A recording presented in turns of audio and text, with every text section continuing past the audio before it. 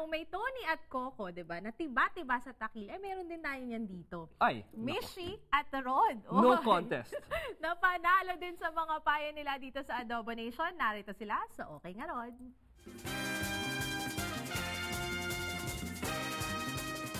Wedding season is upon us, and if you're one of the many couples gearing up to walk down the aisle, let me ask you a question. Are you also ready to pay for all the wedding expenses that come with it?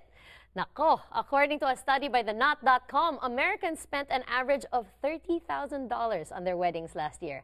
Now that's a lot of money for a one-day event.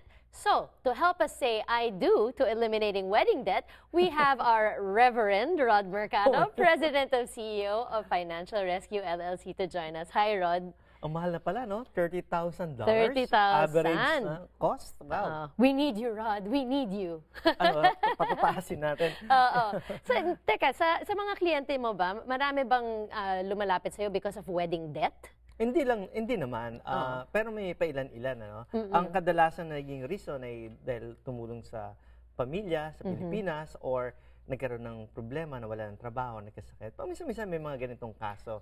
Pero dahil sabi mo nga, malapit na tong season na magkakasalan, ay siguro this is something na dapat pag-usapan natin.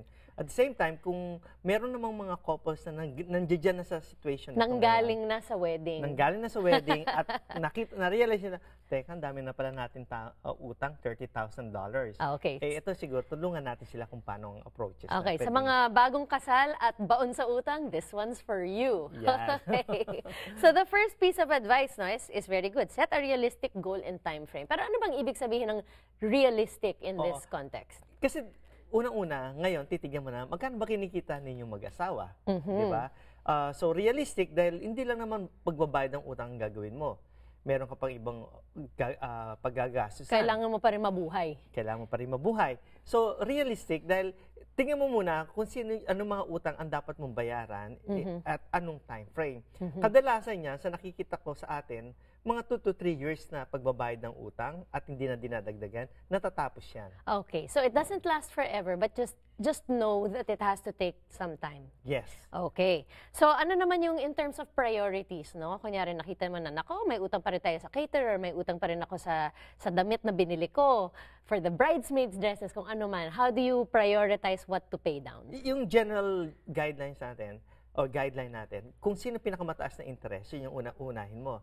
So, kung sa mga, halimbawa, nangutang ka sa pamilya, baka pwedeng pakiusapan lang muna na huwag muna bayaran yon. Unahin mo na muna yung matataas ang interest para makatulong. Okay. Diba? So, kausapin si nanay at si tita, kasi baka pwede namang gives yung utang nila. Pwede yun, pero diba? In the meantime, bayaran mo yung credit card mo. Yes, pero hindi mo papabayaan yon. Dapat palagi, sabi ko nga, ang utang ay dapat binabayaran. Responsibility natin yun, di ba? Okay. Now, ano ba yung mga dapat din nating tignan bukod dun sa utang ng credit cards, no?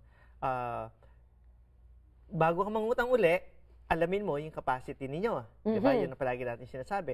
Pero kung talagang kailangang magdagdag ng utang, make sure na ito yung mga bagay na kaya ninyong i-manage. Okay. So that means also parang change of lifestyle, di ba? I think that's what you're getting to, Rod. Yes. It's that kung kailangan niya talagang magbayad ng utang, dapat yung lifestyle mo reflects na nagbabayad kayo ng utang. Tama yan. Okay. So, penny pinching, budget, live below your means, sasabi na natin yan lahat. Lahat, no? So, alam na nila yan dapat kung ano pang gagawin nila, di ba? Okay. So, in other words, kung may utang ka pa, galing sa iyong honeymoon, wag muna bumili ng kotse.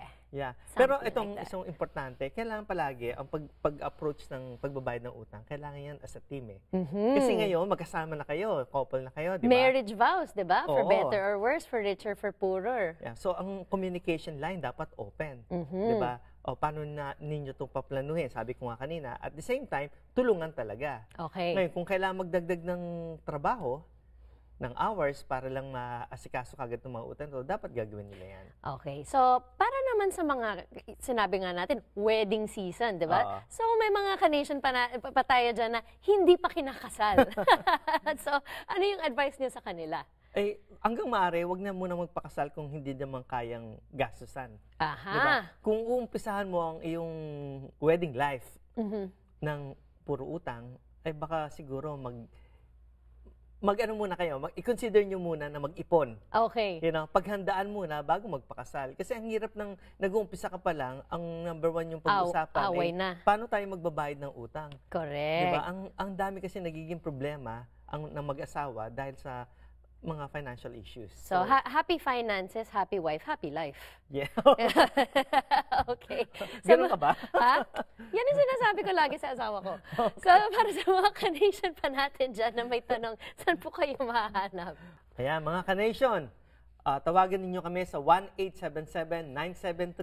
1-877-973-3287 o bisitahin ang aming website, financialrescuellc.com. Meron kaming chat doon.